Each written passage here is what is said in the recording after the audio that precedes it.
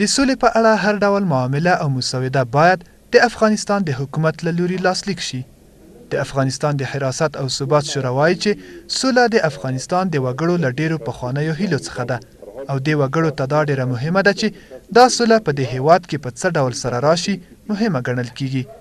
دا شورا وایي چې افغانستان سولې ته اړتیا لري او د جګړې ختمولو لپاره باید یوه لاره ولټول شي او هیڅ ډول د جګړې لوري باید په دې خبرو کې ځان محروم حساب نه کړي. ما به صلحی که سبب پایان قطعی جنگ نباشه قطعا به او معتقد نیستیم.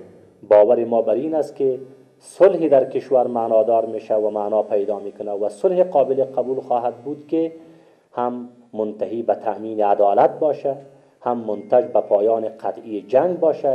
د حراست او ثبات شورا د سولې په خبرو کې د افغان حکومت سره د طالبانو مذاکره ردیدل د دې ډلې خبره نه بلکې د پاکستان خبره بولي او له دې هیواد څخه غواړي چې د افغانستان د جګړې د ختمولو لپاره باید ځان ته چمتووالی ونیسي او جګړې ته باید د پای ټکی کیږدي.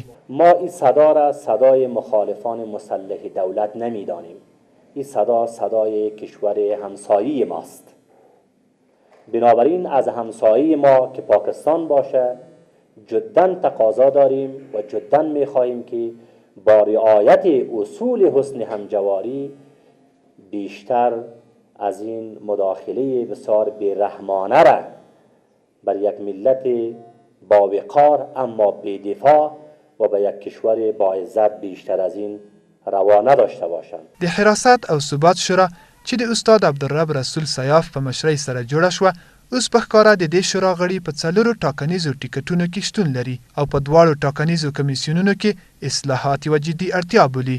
در مطابقت با قوانین افغانستان با آوردن اصلاحات بنیادین و ساختاری در تمامی سطوح مدیریت کمیسیون‌های مستقل انتخاباتی تأکید داریم. دا شورا د اساسي قانون د تعدیل په اړه وایي چې تر هغه وخته پورې چې په دې قانون کې تعدیل صورت نه وي نیولی باید هر کار د دې معتبر قانون په اساس سره ترسره شي او له دې نه علاوه هیڅ ډول کار د دې شورا لپاره د منلو وړ نه ده.